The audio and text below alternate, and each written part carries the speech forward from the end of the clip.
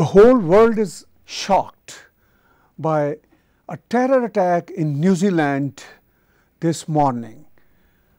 I'm joined with Imam of Peace, Imam ImamTawhidi from Australia.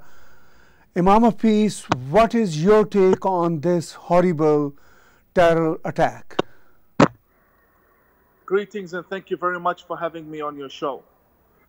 My opinion is that the terrorist attack took place, firstly, it was acknowledged by the Prime Minister as a terrorist attack because it was a terrorist attack. It was a far right-wing terrorist attack against innocent Muslims worshipping in a mosque that did not deserve to die in such a way.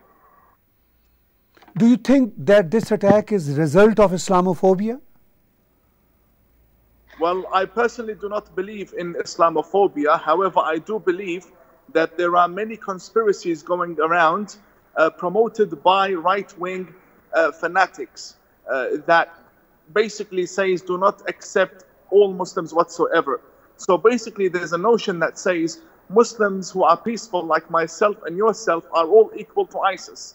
This isn't Islamophobia. This is misinformation and deliberate spreading of lies, which basically puts all Muslims under threat because regular Australians now believe that people like you and me are out to get them. And this is very wrong. This is not Islamophobia. This is complete lies and fallacies that need to be debated and proven to be wrong. So you're based in Australia, and as we know now that this terrorist attack was carried by an Australian right-wing racist guy. So what would be the implications on societies such as Australia and New Zealand in context of this horrible attack? You see, now the Islamic extremists that have been thriving off of the victim card, you know, they play the victim status. Now this extremist has given them the perfect gift of all time. Now they have many options. And I would hate to see them retaliate, but we know the mentality of the extremists.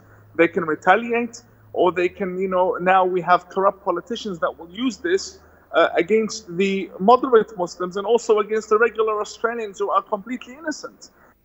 Now this can be used as ammunition politically, socially, even through a religious basis against innocent people. Now Australians who have nothing to do with this are taking the blame.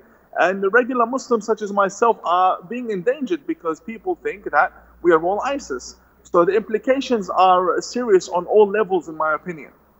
So do you think that this attack is now providing ammunition to Islamist organizations to retaliate back then? Yes, I believe. Look, I'm speaking as someone who sees things from the mentality of the extremist Muslim.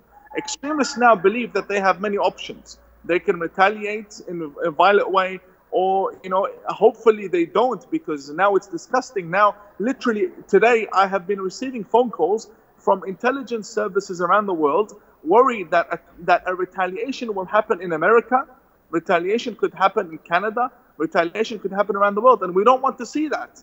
But you see now the intelligence community is very worried about what the extremists will do.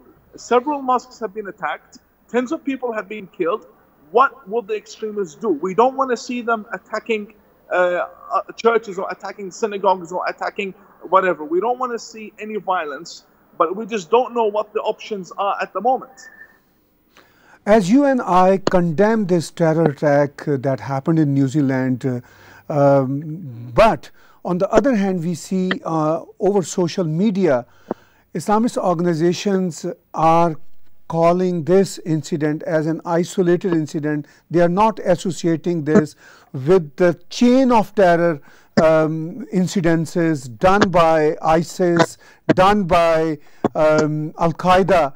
So do you think that we should equate this attack to like London bombing, Mumbai bombing, Pulwama attack, and all such attacks?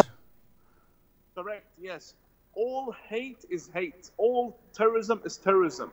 The far-right extremism actually stems from an ideology that says, me and you are invaders into Canada, into Australia, and we don't belong in the West because we are invaders. This is an ideology of hate, of extremism. The same way ISIS also believes that, we who don't believe in them should be killed, should be exterminated, should be rejected from society.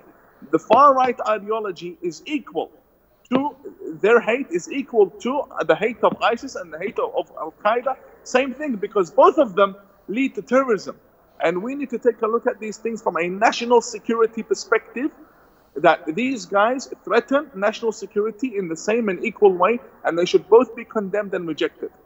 So I would like to conclude your comments based on the hatred towards each other. So the ideology that Islamists carry and the ideology that this man carries, who conducted this attack based on hatred, how to combat hatred in our complex world? Well, there are many ways to combat hatred. The way I prefer the most is through education. Yes, we are all Muslims, but we're not all ISIS. We're not all extremists. Islam is a very sophisticated religion with many groups. You can't put a blanket and generalize over all of us. So firstly, I love you if you're a Christian. I love you if you're a Jew. I love you if you're an atheist. I don't have a problem with you because I'm not ISIS. And I expect the same. I expect respect because I'm here to serve. I pay my taxes. I'm a good citizen. I don't deserve to be shot and killed. This is very, very wrong. So the very main step towards achieving peace and stopping hate is by educating people that we are not all ISIS. The second step is by preventing people and politicians from generalizing. Sometimes the politicians pave the way and provide the platform for such hate. And we need to stop people from generalizing, putting us all under the bus, that we are all violent and we're all the problem and we're all ISIS. That's very wrong. So the first step towards achieving peace is by educating people that we are not all ISIS. Thank you very much, ImamTawhidi, for your comments. I really appreciate that. Thank you very much for having me.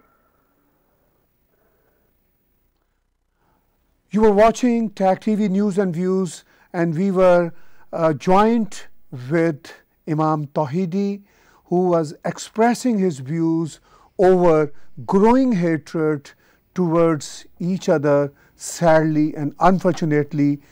Thank you for watching today's TAG TV News and Views.